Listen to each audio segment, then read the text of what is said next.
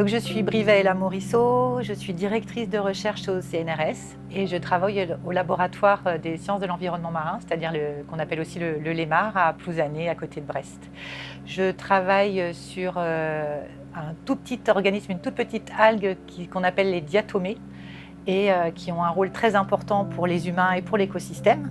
Donc c'est la source première de nourriture pour tout le réseau trophique de l'océan. Et elles ont aussi un rôle très très important que j'étudie. Elles ont un rôle dans la pompe biologique de carbone qui ralentit le réchauffement climatique et l'effet de serre. Pour ça, en fait, elles sont capables de faire de la photosynthèse, c'est-à-dire qu'elles vont utiliser l'énergie du soleil pour capter le CO2 et ensuite elles vont transporter ce carbone vers les fonds des océans. Et pour ça, elles vont se regrouper, former des agrégats. C'est ce qu'on peut voir quand on plonge un petit peu, c'est ce qu'on appelle aussi la neige marine. Ça fait comme des flocons qui vont sédimenter et transporter le carbone. On aimerait essayer de comprendre comment elles vont évoluer, comment elles vont continuer à se développer dans l'océan. Est-ce qu'elles vont maintenir cette place si importante pour les écosystèmes? Et puis, est-ce qu'elles vont être toujours capables de transporter du carbone ou est-ce que cette capacité va changer dans le futur? Par exemple, on se rend compte de plus en plus que lorsqu'ils sédimentent, les agrégats vont fragmenter. Ils peuvent être fragmentés par des turbulences qui existent partout dans l'océan à toute petite échelle, et puis aussi par leurs prédateurs, les copépodes par exemple, ou en général un organisme zooplanctonique, qui vont manger les diatomées, mais ils vont aussi, en les mangeant, fragmenter les agrégats, et donc ils peuvent ralentir leur rôle dans la pompe biologique de carbone.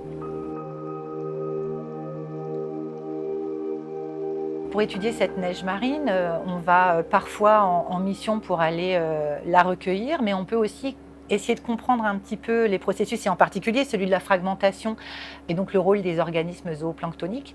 Et pour ça, on a, nous, au laboratoire du Lémar, on a un laboratoire agrégat.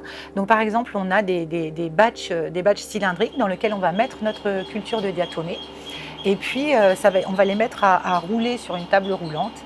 Et du coup, là, on va provoquer la collision entre les cellules et la formation des agrégats. Et ensuite, dans ces roller tanks, on peut changer les conditions. Donc, quand on met les copépodes, ils vont pouvoir entrer en interaction avec les agrégats et puis soit les fragmenter, soit même parfois aider à la formation des agrégats. Et grâce à une analyse d'image, parce qu'on va suivre tout ça en vidéo, on est capable d'étudier l'impact sur la taille des agrégats, sur leur vitesse de sédimentation et puis du coup leur rôle pour freiner la pompe biologique de carbone.